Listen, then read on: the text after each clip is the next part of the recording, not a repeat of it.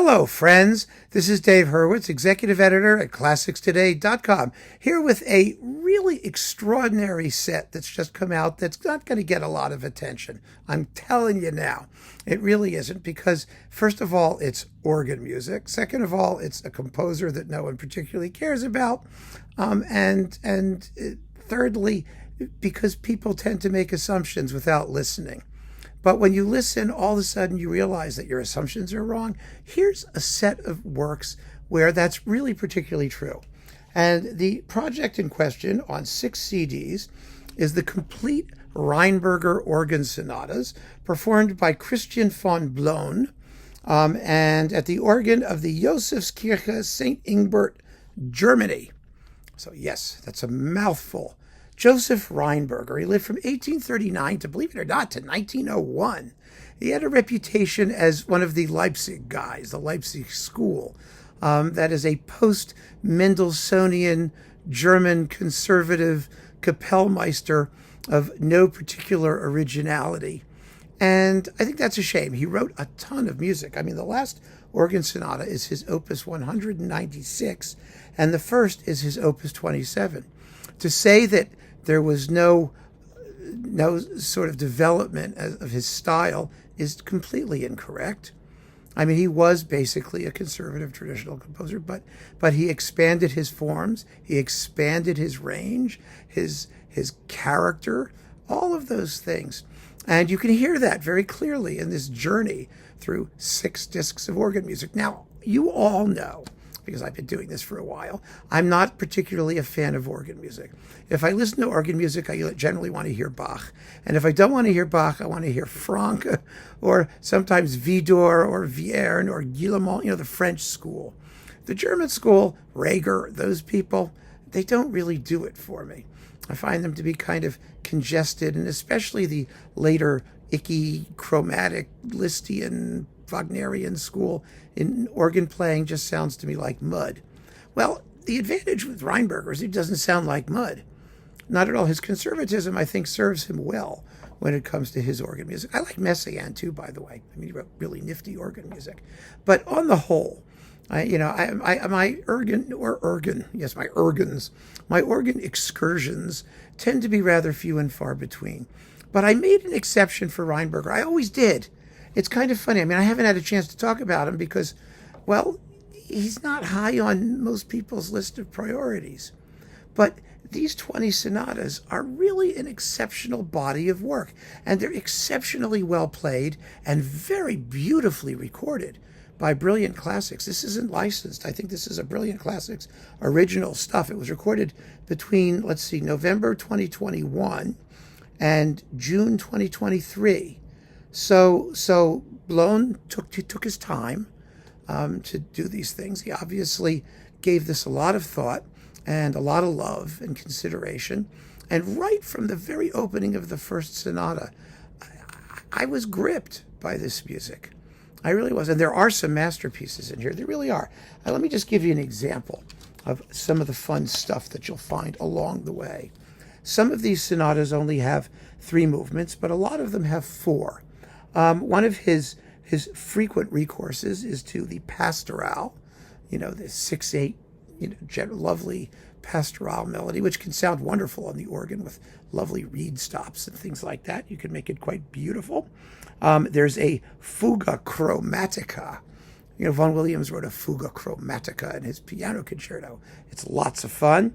The 5th organ sonata is supposed to be the one where ultimate mastery finally hatched itself. But, I really enjoyed 1, 2, 3, and 4.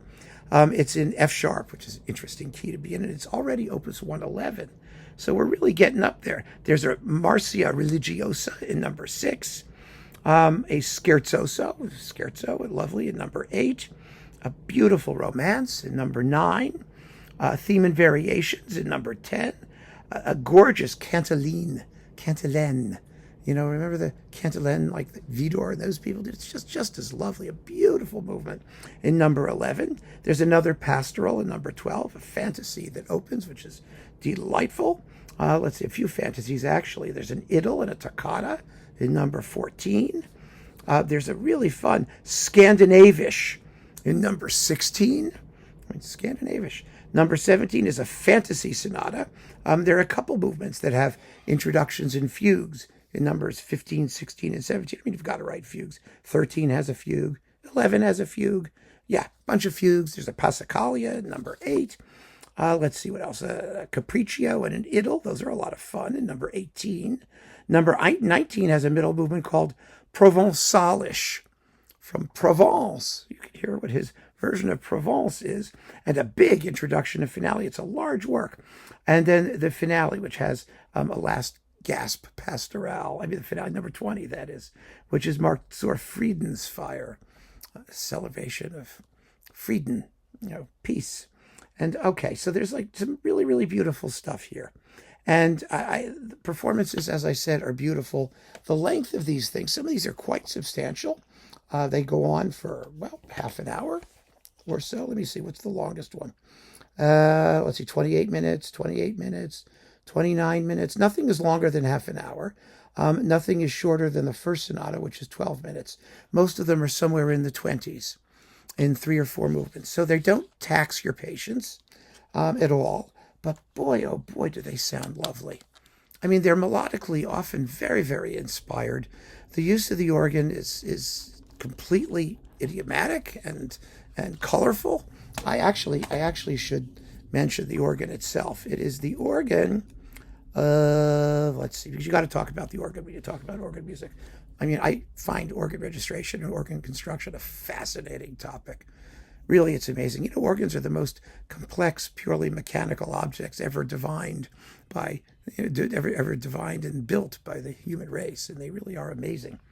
So we've got the organ at St. Joseph's Church, which is St. Joseph's Church in St. Ingbert, was built in 1894 by the firm of Voigt and Zona from Durlach. In 1933, the instrument was extended by the Spate Company. And then, of course, there was a fire. There's always a fire, right? In the church in 2011. It was renovated and technically modernized. But for this recording, it says, only the remaining tonal substance of the original Voigt organ from 1894 was used as far as possible. Thank God he wasn't dogmatic about it. I mean, it would be kind of annoying if something like, the middle C was missing or something, and he just avoided it. Anyway, I'm not going there.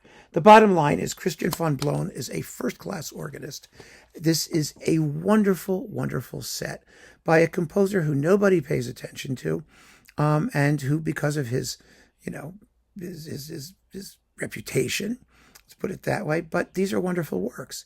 They are fully worthy of the contemporaneous French school. He began writing these things around 1868 and continued for the next few decades. They're as good as Widor's organ symphonies, Viern's organ symphonies, Guillemont's organ sonatas, any of those people.